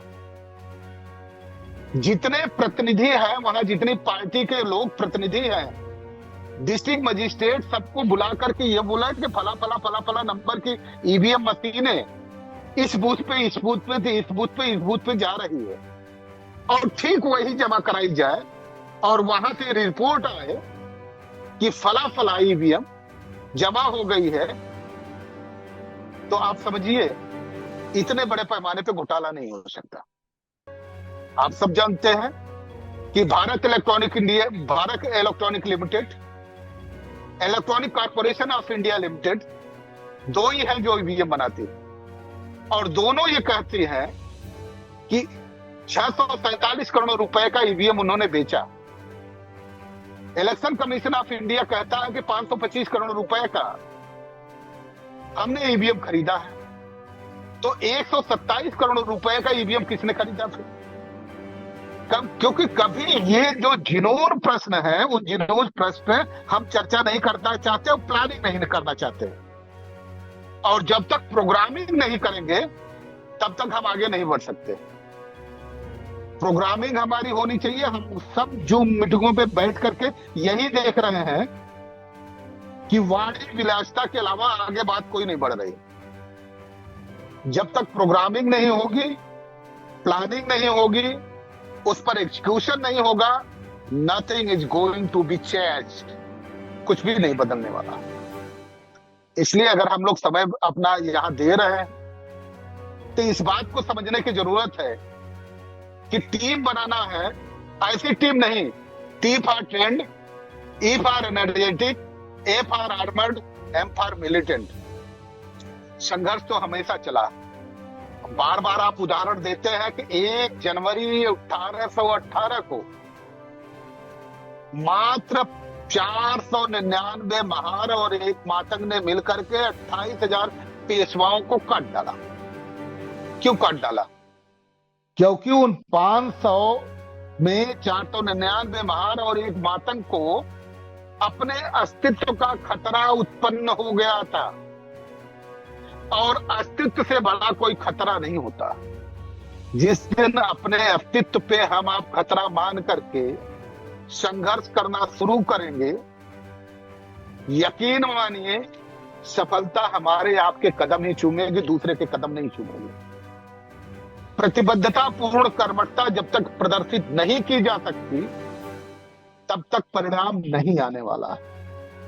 इसलिए हम आपसे कहना चाहेंगे कि चूंकि मैसेज आ गया है, सॉरी हमने टाइम ज्यादा ले लिया है, तो मैं इसके लिए जो है रिग्रेट कर लेता हूं और अपनी बात को समराइज करता हूं। जरूर हम ये उम्मीद करते हैं कि अगर कुछ करना है, if you are going to take result in future and going to challenge the opponents, we have to make a plan, programming, and ultimately determination to execution it. Thank you so kind of you. धन्यवाद राणे साहब, बहुत बड़ी बात आपने यहाँ रखी, समय का ध्यान रखते हुए कम समय में अच्छी बात रखी। इसके बाद मैं माननीय बेजर भाई राठौड़, वामसे पूर्व राष्ट्रीय अध्यक्ष, इनको रिक्वेस्ट करता हूँ कि कृपया अपनी बात रखिए। माननीय बेजर भाई राठौड़। इवेंट्स और सब्जेक्ट को ध्यान में रखकर आप लोगों ने अभी करीबन 7:30 बजे से एक संगोष्ठी या परिसंवाद का जो चर्चा आप लोग कर रहे किया है। हालांकि हम लोग होपलेस समाज में बामसेप ने एक होप पैदा की थी और उस होपलेस समाज को ऑर्गेनाइज करके, जैसे हमारे आगे के वक्ता ने बताया था कि भाई ये बहुजन समाज के जो लोग हैं अगर इकट्ठे हो जाते तो बहुत कुछ हो सकता है। जैसे एग्जांपल दिया था, मिले मुलायम कांसीराम हमें हो गए जय श्री राम। लेकिन डॉक्टर बाबा साहब आंबेडकर, महात्मा फूले ने सेठ जी भट्ट जी वर्सेस सेठ जी भट्ट जी के विरोध में सामाजिक क्रांति की बात, और उसके भी बाद बाबा साहब आंबेडकर ने बहुजनों की बात, बहुसंख्यक की बात, और बहुसंख्यक के बाद बामसेप ने बहुजन की बात की। लेकिन जैसे ट्रेन चेंज होता है, ट्रैक बदलती है, तो ट्रेन जिस प्लेटफॉर्म पर ले जानी होती है उस प्लेटफॉर्म पर नहीं जाती, किसी दूसरे प्लेटफॉर्म पर चली जाती है। और इसमें सबसे बड़ी आज जो हम डिबेट कर रहे हैं उसमें सबसे बड़ी जो गलती भी है वो गलती बामसेप के लोगों की भी है, मैं उसको मानता हूं। हम लोगों ने जो मैंने बामसेव के 50 साल के उपलक्ष्य में जो बात रखी थी 3 दिन पहले, तो आपने देखा होगा मैंने बहुत सारी हिस्टोरिकल बात बामसेव के बारे में आपके रखी थी, बताया था। अभी आज जो हो रहा है, कल होने वाला है और आगे होगा, उसके पहले आपके रहनुमा ने, डॉक्टर बाबा साहब आंबेडकर ने संविधान अनुच्छेद 25 से 27 में लिख दिया था। लेकिन हमारे जो रिजर्व सीट पर चुन के जाने वाले लोगों ने राजनीति में जाकर अपनी कीमत अदा की, समाज को कुछ नहीं दिया। चाहे हमने बहुजन समाज पार्टी बनाई, और उस बहुजन समाज पार्टी में जब सेंटर पॉइंट हिलता है या विचारधारा में तब्दीली आती है, जो एम और जो गोल है उसको अचीव करने के लिए शॉर्टकट अपनाए जाते हैं, और विचारधारा में रॉन्ग मिक्सअप होता है, बहुजन हिताय बहुजन सुखाय के बजाय सर्वजन हिताय सर्वजन सुखाय की लाइन पे चले गए। इससे भी आगे बामसेव को अपना जो काम करना था, ये मालूम था उस टाइम 1980 में, जब हमने देखा 81 में, जो मैंने आपको बताया था 3 दिन पहले, कि भाई कैसे कैसे टूटन की लाइन बनी थी, उसको नहीं रोका तो आज देश और समाज गंभीर परिणाम इसके भुगतने जा रहा है। मैं तो अगर दोबारा आर्य नीति आ रही है, मनुवाद आ रहा है, अगर वो आ रहा है तो उसकी जिम्मेवारी बामसेव के लोगों की ज्यादा है। मैं दूसरे किसी के ऊपर दोष नहीं देना चाहता, क्योंकि ठेका हम लोगों ने ले रखा था। हमारा समय, हमारा पैसा, हम सब कुछ देकर इस संगठन को बनाकर देश में सामाजिक परिवर्तन ला रहे थे। लेकिन जो गलती हुई है, उस गलती के ध्यान में रखते हुए भी शायद मैंने 2010 में लखनऊ में बोला था कन्वेंशन में कि 2025 में क्या होगा, 2024 में क्या होगा, वो आज हो रहा है। वो तो होना है, उनका प्लानिंग है। अभी ये तबक्का कल इनका ये इनोग्रेशन का खत्म होगा, दूसरा इश्यू स्टार्ट है, 26 जनवरी से संविधान यात्रा चालू होगी। उसके बाद राम सेतु, अभी अभी आपका प्राइम मिनिस्टर तमिलनाडु में जाकर राम सेतु के ऊपर जाकर राम सेतु की बात कह के आएगा। अभी राम सेतु आंदोलन स्टार्ट होगा। इसके साथ बोध गया का इश्यू आएगा। बौद्ध मंदिर, बोध गया में मंदिर, ये बौद्ध विहार को हटाकर मंदिर बनाना है। ज्ञान व्यापी चल रहा है, मथुरा चलेगा, लेकिन ये सब चलना है इनको। लेकिन अभी जो सारे वक्ता ने हिस्टोरिकल बहुत सारी बातें कही, मुझे उसमें नहीं जाना है। लेकिन मैं आपसे यही बात कहना चाहूंगा, हमारा रोल क्या है। अगर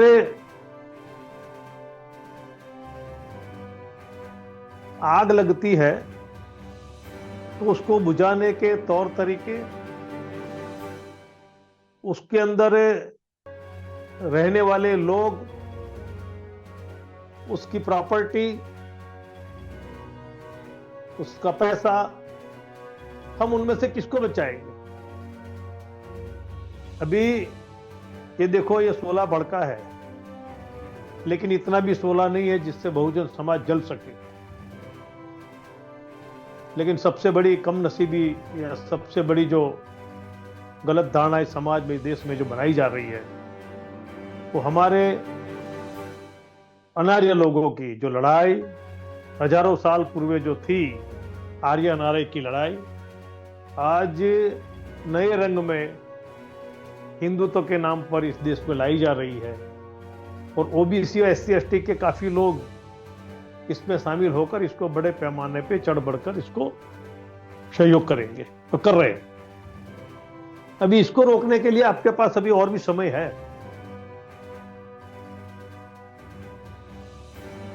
जैसे मैं हर बार कहता हूं, ब्रॉड बेज, मास बेज और कैडर बेज, बामसेप का जो फंडामेंटल जो बात है उसको ध्यान में रख के जल्दी से जल्दी आपको मास बेज और कैडर बेज में जाना पड़ेगा और जल्दी से आप लोगों को अपनी टीम तैयार करके इनको रोकने के, क्योंकि अभी हमारे लोगों को पहले रोकना पड़ेगा। हमें दुश्मन से लड़ाई नहीं लड़नी, वो आपसे सीधा लड़ेगा भी नहीं। आवाज खूब कमी है। कोई आपसे सीधा लड़ने वाला नहीं है। अगर आपको इनको रोकना है, आर्य नीति को रोकना है, मनोवाद को रोकना है, वर्ण व्यवस्था को रोकना है, आने वाली पीढ़ी को गुलाम बनाते रोकना है, तो पहले जितने भी बामसेफ, इंसाफ या बीपीटी, इनके जो भी मानने वाले लोग हैं उनको एक प्लेटफॉर्म पर आना पड़ेगा और इसके साथ साथ उनको वही बेसिक काम ग्रासरूट लेवल पे जाके करना पड़ेगा। अभी ज्वाला इतनी ज्यादा ये लोग तेज करेंगे तो उससे भयभीत होते हुए आपको जो मैंने आगे बताया जनमत, जल्दी से जल्दी हमें जनमत संग्रह की ओर जाना पड़ेगा। जल्दी से जल्दी हमें 2024 में हमारी राष्ट्रीय जनगणना हमारी खुद की प्लानिंग करके करनी पड़ेगी। तभी आप घर घर जाकर, व्यक्ति व्यक्ति के पास जाकर आप अपना डेटा इकट्ठा करके अपनी स्ट्रेंथ बनाकर उनमें से कुछ लोग छांटकर ग्रासरूट लेवल से तहसील, गांव, तहसील और डिस्ट्रिक्ट और उसके बाद राज्य और केंद्र तक आप अपनी चैनल को बखूबी मजबूत करके आगे बढ़ा सकते हो। ये कठिन काम नहीं है, काम है, ज्यादा है, लेकिन वो हम लोगों ने किया नहीं। हमें जल्दी से जल्दी उस एरिया में जाना पड़ेगा। अभी आग को बुझाने के तौर तरीके पहले हमें लोगों को बचाना है और आग क्यों लगी, कैसे लगी, उसका कारण ढूंढ के उसको बंद करने की दोबारा न बने, उसके लिए प्रिकॉशन लेने हैं। उस प्रिकॉशन के साथ हमारे कार्यकर्ता को तैयार रहना पड़ेगा। अभी कल जो होगा, बाद में भी जो होगा, लेकिन हमें हमारे इकबाल मिर्जा साहब ने बहुत बढ़िया बताया और हमारे विजेंद्र सिंह साहब ने जो कैडर बेस की बात कही, बामसेप हर बार कहता रहता है, तो हमें इमीडिएटली उसके ऊपर भी सोचना है। और जो अभी कुछ हो रहा है उससे हम लोग निराश न होते, हमारे लोगों को दूसरा पिक्चर आपको तैयार करके दिखाना पड़ेगा। अभी एक पिक्चर चल रहा है इनका राम का, लेकिन आपका समाज का पिक्चर दूसरा तैयार करके उनके सामने रखना पड़ेगा, जो आपके पास रेडी है। कोई ज्यादा मेहनत नहीं करनी है। जिस दिन हमने कर दिया उस दिन परिवर्तन में ज्यादा देर नहीं लगेगी। अभी बहुत सारी बातें हैं, बहुत सारा कुछ कह सकते हैं, लेकिन अभी जो लड़ाई जो है वो लड़ाई आर्य अनार्य की है और मंदिर का इश्यू नहीं है, इश्यू वर्ण व्यवस्था लाने का है।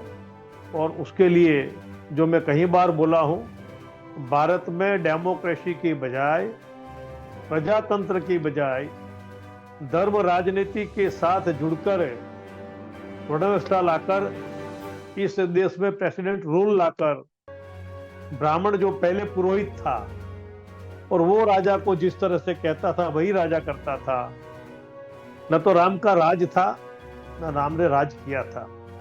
अगर राम राज है और राम राज्य आने वाला है तो जिसमें शंभुक का वध हुआ था, जिसमें हमारे ट्राइबल लोगों को, अनार्य लोगों को बंदर बनाकर युद्ध में झोंका गया था, ऐसा उनका कहना है, तो ऐसा राम राज्य हमें नहीं चाहिए। राम ने कभी राज किया ही नहीं था, 14 साल वनवास में था। फिर भी अगर उनकी जो भी अपनी बात है वो करने दो, लेकिन अयोध्या और बिहार, यूपी और नेपाल से टच सारा एरिया तथागत बुद्ध का था, बुद्ध का है, बुद्ध का रहेगा।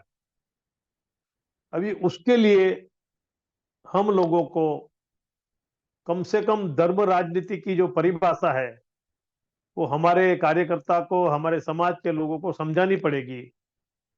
तो मैं आपसे रिक्वेस्ट करता हूं जल्दी से जल्दी स्टेट वाइज आपकी 1 दिन की 2 दिन की शिविर होनी चाहिए और इनमें प्लान प्रोग्राम बनाकर आपको उसके ऊपर बात करनी पड़ेगी। जो सुप्रीम कोर्ट ने जो जजमेंट दिया है और पंत प्रधान जो आज का है उसने भी उसके एक वीडियो में मैंने देखा है, वो कहा है कि हिंदू कोई धर्म नहीं है, हिंदुत्व की बात सिर्फ है, राजनीति है। तो अभी इनका एजेंडा है आरएसएस का। हमारे समाज के महापुरुषों ने जो पेशवाई लोगों को अपनी रणनीति में कामयाब न होने के लिए जो आंदोलन किए थे, राष्ट्रपिता ज्योतिबा फुले और राष्ट्र निर्माता डॉक्टर बाबा साहब आम्बेडकर के जो कार्य है, जो हिस्टोरिकल जो बातें हैं, उनको उनके ही लोगों के माध्यम से उसको खत्म करना, संविधान को ठंडे बक्से में डालना और सेठ जी भट्ट जी को दोनों को इकट्ठा कर देना, जो आज हो रहा है। अडानी, अंबानी और राजनीति सब साथ में चल रहे हैं और धर्म उसमें जुड़ गया है। और धर्म संसद की मैंने कई बार बात की है। और धर्म संसद का जो एजेंडा है, ये मुस्लिम पे अटैक नहीं है, ये दलित पे अटैक नहीं है, ये आदिवासी पे अटैक नहीं है, ये बहुजनों पे, इस देश के आदिवासी, इस देश के मूल निवासी, पहले के बासिंदे, इस देश के अनार्य लोगों के साथ ये हो रहा है। तो धर्म और राजनीति जो है वो प्रजातंत्र को खत्म करने के लिए एक बहुत बड़ा षड्यंत्र है। उस षड्यंत्रों को समझकर जो भी आने वाला समय है, अगर इंसाफ अगर रोड पे आ जाती है, इंसाफ के लोग अगर आंदोलन के मार्ग पे, पहला जो चरण है, प्रथम तबक्का जो है, अगर हमारे जो राजनेता है पहले उनको ठीक करना पड़ेगा। बामसेप को इंसाफ के हाथ पैर या बॉडी को मजबूत करने के लिए ग्रासरूट लेवल पर जाकर कैडर कैंप, शिविर, यूथ, लेडीज और स्टूडेंट, उनको तैयार करने की काम करनी पड़ेगी। और फाइनेंस के लिए भी आपको प्लानिंग करनी पड़ेगी। मैं बहुत सारी बातें अभी आपसे इस डिबेट में नहीं कर पाऊंगा, लेकिन मैं आपसे रिक्वेस्ट करता हूं जल्दी से जल्दी स्टेट वाइज आप लोग एक दिन कुछ घंटे के लिए बैठ जाएं, हम प्लानिंग करके इसको हमारी बामसेप की प्लानिंग और प्रोग्राम के हिसाब से इस देश के संविधान को, इस देश के बहुजनों को, इस देश के समानतावादी विचार को, मानवीय मूल्य आधारित संविधान को, संसदीय प्रणाली को सुरक्षित रखने के लिए हम लोग बहुत कुछ कर सकते हैं। मैं कहना तो मुझे बहुत था, लेकिन समय बहुत ज्यादा हो गया, इसलिए मैं ज्यादा नहीं कह रहा हूं। लेकिन इतना ही कहूंगा, आज प्रजातंत्र को धर्म और राजनीति दोनों से खतरा है और दोबारा इस देश में बाबा साहब आम्बेडकर और हमारे जो महात्मा फुले जी थे, उनके विचारों के भारत के बजाय बुद्ध के, तथागत बुद्ध के प्रबुद्ध भारत, बहुजन हिताय बहुजन सुखाय की विचारधारा के विपरीत का भारत बनाने का षड्यंत्र में ये लोग धीरे धीरे आगे बढ़ रहे हैं। कामयाब नहीं होंगे, होने भी नहीं देंगे, लेकिन उनको रोकने के लिए हम लोगों को, इनको समझकर, हम लोगों को इकट्ठा होकर जल्दी से जल्दी फील्ड में उतरकर इनको उनकी जो परिस्थिति है उनसे अवगत करा के हम अपने समाज को बचा ले, हमारे लोगों को बचा ले। यही उम्मीद मैं आप लोगों से करता हूं। हमारे वक्ताओं ने आज बहुत अच्छे मैसेज दिए, बढ़िया दिए। राणे साहब ने भी अच्छी बातें कही। समय का तकाजा था, ज्यादा बात नहीं कर सकते थे। मैंने इसके ऊपर तो मेरी काफी तैयारी थी, लेकिन अच्छी डिबेट हुई, इसलिए मैं ज्यादा समय नहीं लेते। आप लोगों से रिक्वेस्ट करता हूं, बामसेफ इंसाफ बीपीटी और बीआरसी के माध्यम से ये जो सामाजिक आंदोलन चल रहा है उसको जल्दी से जल्दी ग्रासरूट लेवल पर ले जाकर समाज को ऑर्गेनाइज करें और संविधान के दायरे में रहकर आप लोग अपने हक अधिकार के लिए, संवैधानिक अधिकार के लिए जन जागृति कार्यक्रम, आंदोलन के कार्यक्रम को तेज बनाए और समाज को जागृत कर अपना उत्तरदायित्व निभाने का भरपूर प्रयास करें। यही उम्मीद के साथ मैं आप लोगों को धन्यवाद देता हूं।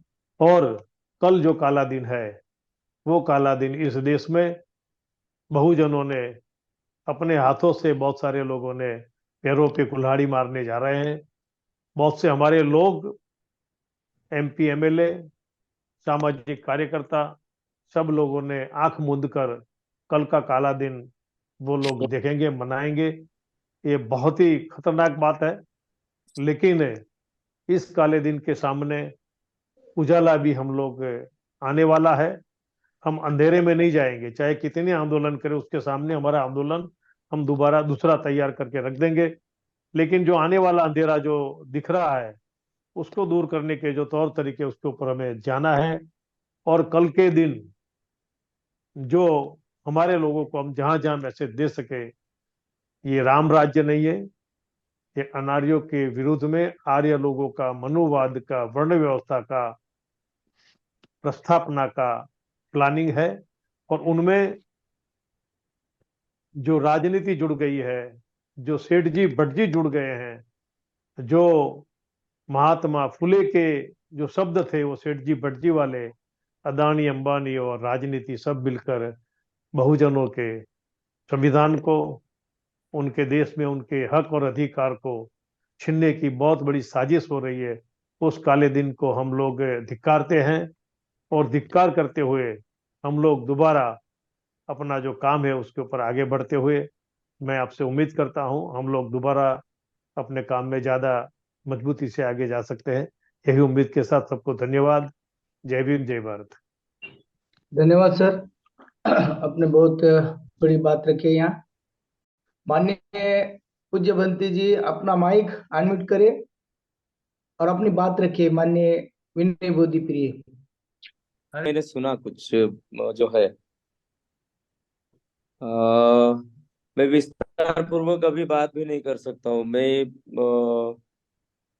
एक ऐसे टाइप मेरा जो कहना है, आपका जो विषय था या फिर आपकी बात जो मैंने सुनी कल, मिलिंद जी मुझे आए थे मिलने के लिए और हमारे इंजीनियर साहब आए थे मिलने के लिए।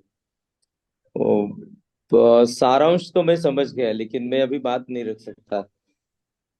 तैयारी तो की थी, बेचर भाई से परसों बात हुई थी और उस समय से मैं तैयारी में था। अभी समय तो हो चुका है, लेकिन मैं अपना एक ऐसे लिख करके आपको व्हाट्सएप पर भेज दूंगा। मेरा जो कहना है इस विषय पर, मैं दिलगिरी व्यक्त करता हूँ आप सभी के सामने।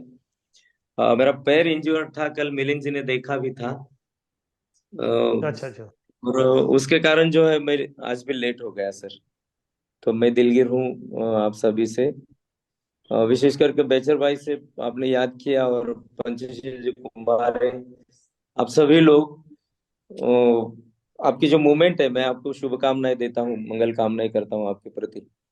एक दो तीन वाक्य में बोलूंगा, सेंटेंस बोलूंगा कि जैसे आरएसएस के नाम से अभी जो कुछ चल रहा है, या फिर हम लोग जो डिस्कस कर रहे हैं, या फिर जो भी बुद्धिवादी लोग हैं, जो पुरोगामी विचारों के लोग हैं, आरएसएस के बारे में जो सोचते हैं, एक बात मैं आपको कहना चाहता हूँ कि डॉक्टर बाबा साहब अम्बेडकर जी का जो कहना था, कोई भी मूवमेंट अगर आपको सक्सेस करनी है, कोई भी मूवमेंट अगर आपको सक्सेस करनी है, तो उसको सबसे पहला आधार धर्म का होना चाहिए। और बाबा साहब ने उसके लिए कुछ एग्जाम्पल भी दिए थे, मैं उसका रेफरेंस आपको दे सकता हूँ, दे दूंगा। फ्रेंच राज्य क्रांति से बाबा साहब ने शुरू किया था कि फ्रांस में जो राज्य क्रांति हुई उसका आधार वहां के धर्मगुरु थे। वहां के धर्मगुरुओं ने मिशनरी टाइप वहां के एकदम आखिरी इंसान को जागरूक किया अन्याय के प्रति। और जब सारे के सारे लोग, सामान्य लोग जागरूक हुए, तब फ्रांस में राज्य क्रांति हुई। बाबा साहब अशोक सम्राट जी का भी उदाहरण देते हैं। कि अशोक अशोक को कभी सम्राट नहीं कहा जाता था। उस समय उन्हें चंड अशोक कहा जाता था। और जिस समय अशोक राजा जो है बुद्ध धर्म और संघ की शरण में गए और बुद्ध धर्म का प्रचार और प्रसार का कार्य करने लगे, तब यहाँ के उनके साम्राज्य की जनता उन्हें सम्राट मानने लगी।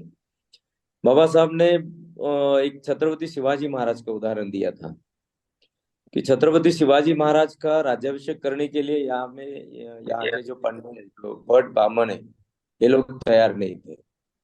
तो उस समय के संतों ने महाराष्ट्र में जन जागृति की। उस समय के संतों ने महाराष्ट्र में जन जागृति की और फिर ये पंडित ब्राह्मणों को, ये भट्ट ब्राह्मणों को जब पता चला कि यहाँ के सामान्य लोग अभी जागरूक हो गए और ये लोग अगर बंड करने को उठेंगे तो फिर हमें जो है यहाँ से भागना पड़ेगा या फिर हम यहाँ नहीं रुक सकेंगे या फिर हमारा नहीं चलेगा। तब जाके उन्हें जोर जबरदस्ती अपने पैर के अंगूठे से शिवाजी महाराज का राज्याभिषेक किया। तो बाबा साहब का कहना था कि कोई भी मूवमेंट को, किसी भी क्रांति को अगर हमें यशस्वी करना है तो उसका बेस जो है वो धर्म होना चाहिए, क्योंकि धर्म में इतना बल है कि वो समाज को संगठित कर सकता है।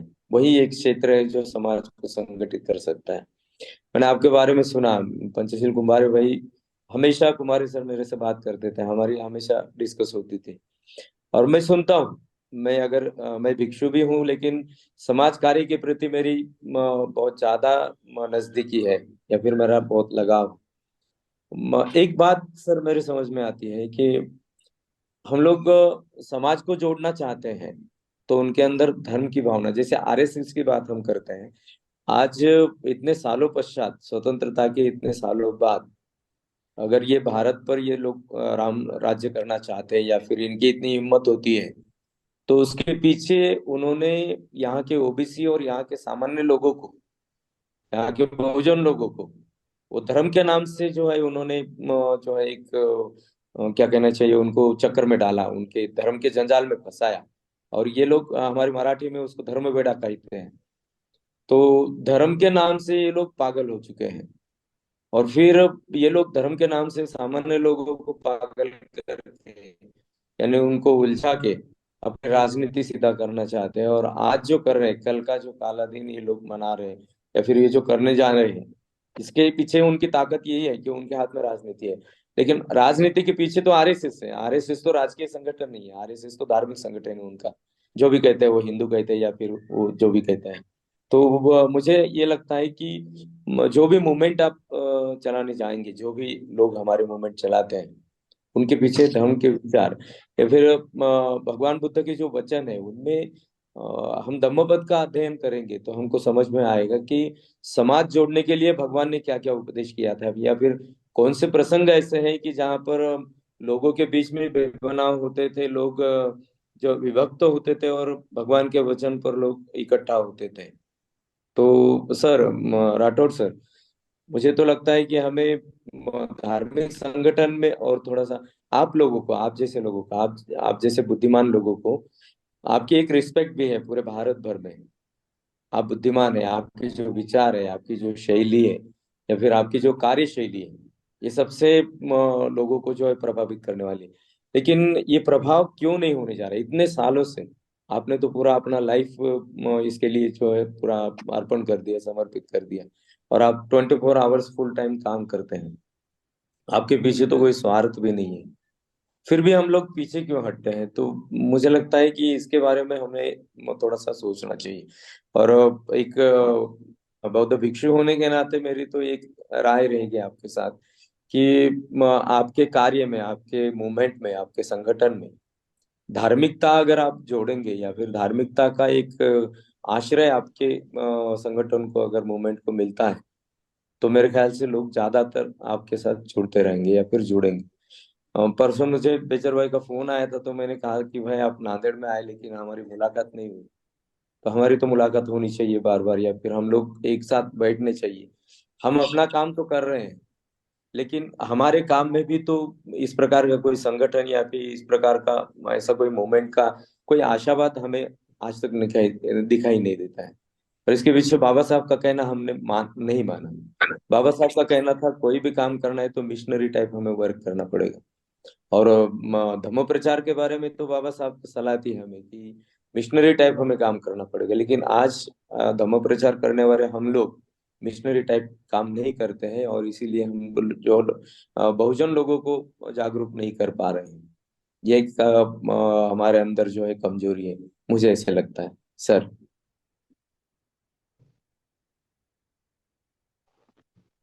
धन्यवाद सर। भंते जी अपने ठीक। बेचर भाई राठौर का माइक अनम्यूट कर दीजिए, उनसे कुछ बात करें, उनको कुछ बोलना है। अच्छा, माननीय बेचर भाई राठौर साहब, होस्ट कौन है? जो होस्ट है उनको करना चाहिए। गोनेकर साहब, राठौर साहब का। हेलो। हाँ, हो गया। हेलो साथियों, मुझे टिप्पणी तो नहीं करनी चाहिए और ना ही मैं किसी को क्रिटिसाइज भी कर सकता हूं, लेकिन हमारे बंते जी ने चंद शब्दों में बहुत बड़ी बातें कह दी। और बंते जी, आप भी भली भांति जानते होंगे कि हमने जी बीआरसी बुद्धिस्ट टीचर सेंटर, जी जो बुद्धिस्ट टीचर सेंटर है, उनका काम इस देश में बुद्ध के, तथागत बुद्ध के उस मूवमेंट को, उस मिशनरी मूवमेंट को जो राजा अशोक के समय पे, उसके बाद और उसके पहले जो परिस्थिति थी, उस परिस्थिति का अध्ययन करके उस पर दोबारा कैसे आगे बढ़ सकते हैं, और उसके लिए हमारे जो राष्ट्रीय अध्यक्ष पंसिल कुमारे जी बीआरसी के जो है, मैंने उनसे उसके बारे में काफी काफी बार डिबेट किया अलग अलग समय पे। लेकिन नेशनल लेवल पे जो हम चाहते हैं, उस लेवल के मूवमेंट में आप जैसे अच्छे ज्ञानी, समर्पित बनते जी और उनका भी सहयोग होना जरूरी है। मैं मिस्टर कुंभारे जी को कहकर जल्दी से जल्दी बीआरसी के लिए वो अपनी मूवमेंट को आगे बढ़ाएंगे, ये बहुत इम्पोर्टेंट है। और सबसे ज्यादा जो इस देश में बहुजन जो है, वो बहुजन मुस्लिम भी है, बहुजन क्रिश्चियन भी है, बहुजन सिख भी है, और बहुजन जी बुद्धिस्ट भी है।